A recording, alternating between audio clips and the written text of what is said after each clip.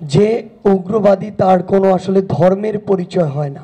এই যে আমার ১৬০০ শহীদ হয়েছে, ১৬০০ ভাই বোন আমার লিস্টে আছে, তার মধ্যে কয়জন মন্ত্রীর ছেলে মেয়ে? আমাকে উত্তর দেন আপনারা। আমাদের কাউকেই যেন কেউ কোনোভাবে ব্যবহার না করতে পারে। মানে কোন ভারতের সরকার সরাসরি এসে আপনার বাড়িতে এসে কোন বেনিফিটটা দিয়ে গিয়েছে? ৫ই আগস্টের পরে এমন একটা দৃষ্টান্ত তৈরি হবে এটা আমাদের কখনো প্রত্যাশা ছিল না।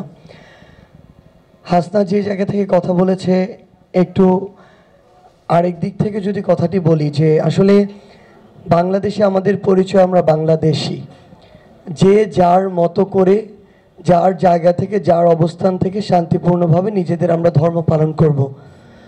যে উগ্রবাদী তার কোনো আসলে ধর্মের পরিচয় হয় না, তার পরিচয়টা হচ্ছে সে উগ্রবাদী।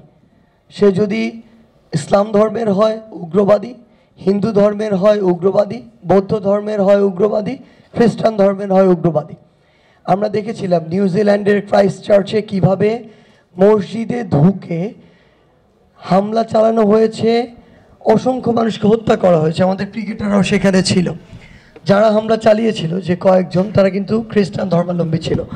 সো আমরা ধর্ম দিয়ে এই উগ্রবাদী এই জিনিসটাকে ডিফাইন করতেই যাব না, বরং আমাদের দায়িত্ব হবে আমরা যে ধর্মেরই হই না কেন এই স্টেটমেন্টে স্পষ্ট করে দেয়া যে যে এমন উগ্রবাদী কর্মকাণ্ডের সাথে যুক্ত, যে এভাবে নারকীয় হত্যাকাণ্ডের সাথে যুক্ত, সে কোনোদিন আমাদের সম্প্রদায়ভুক্ত হতে পারে না। Double million offer Walton fridge কিনে পেতে পারেন 20 লক্ষ টাকা, রয়েছে কোটি কোটি টাকার নিশ্চিত উপহার। আমরা কোনোদিন এমন মানুষকে আমাদের নির্দিষ্ট একটি সম্প্রদায় অন্তর্ভুক্ত করে পুরো সম্প্রদায়কে প্রশ্নবিদ্ধ করতে পারি না। আমরা আমাদের জায়গা থেকে চাই যে আমরা সকলে মিলেমিশে ঐক্যবদ্ধভাবে এই বাংলাদেশে বসবাস করব। সত্যি কথা এটাই যে অনেক বড় বড় নেতা অনেক নামে দেশে দেশের বাইরে থেকে সাধারণ মানুষকে বিভিন্নভাবে ইউজ করেছে, বিভিন্ন নামে ইউজ করেছে, কিন্তু ক্ষয়ক্ষতি যা হয়, রক্ত যা যায়, জীবন যা যায়, আমার আপনার মতো সাধারণ মানুষের যায়। তারা কিন্তু ঠিকই ওই এসি রুমে বসে শুধু ছক কষে, ষড়যন্ত্র কষে। এই যে আমার ১৬০০ শহীদ হয়েছে, ১৬০০ ভাই বোন আমার লিস্টে আছে, তার মধ্যে কয়জন মন্ত্রীর ছেলে মেয়ে? আমাকে উত্তর দেন আপনারা। আপনাদের আমাকে উত্তর দিতে হবে। ওই সেন্ট্রাল কমিটির, মানে ফ্যাসিস্ট আওয়ামী লীগ বলতে আমরা যাদেরকে বলি, ওই সেন্ট্রাল কমিটির কয়জনের ছেলে মেয়ে শহীদ হয়েছে?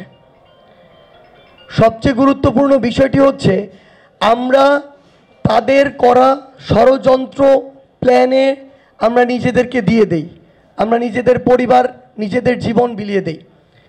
সেই জায়গা থেকে আপনাদের প্রতি শুধু একটা অনুরোধই থাকবে, আজকে গতকালকের ঘটনার পরে আজকে চিটাগংয়ে যে পরিস্থিতি, আমরা বিশ্বাস করি আপনারা আপনাদের জায়গা থেকে ধৈর্য দেখিয়েছেন বলেই এই পরিস্থিতি, না হলে পরিস্থিতি আসলে এমনটা থাকতো না। আপনাদের প্রতি কৃতজ্ঞতা।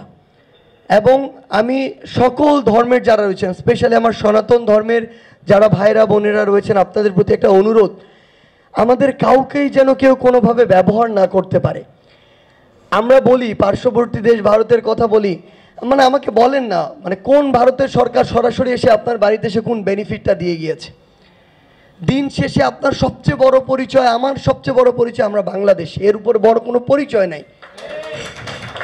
আমরা অনুরোধ করব ভাই হিসেবে, বাংলাদেশের একজন নাগরিক হিসেবে, আপনাদের যে কোনো সমস্যা যদি হয়, যে কোনো সময় যদি মনে করেন কোনো জায়গায় আপনার বৈষম্য হচ্ছে, ভাই মনে করে আমাদের কাছে আসবেন। যদি মনে হয় আপনাদের আসতে কষ্ট হবে, আমাদের নাম্বার নিয়ে রাখবেন, আমাদেরকে জানাবেন, আমরা চলে আসব। কিন্তু আমাদেরকে ব্যবহার করে যেন এই বাংলাদেশে, এই চট্টগ্রামে আর কখনো রক্তের দাগ না হয়।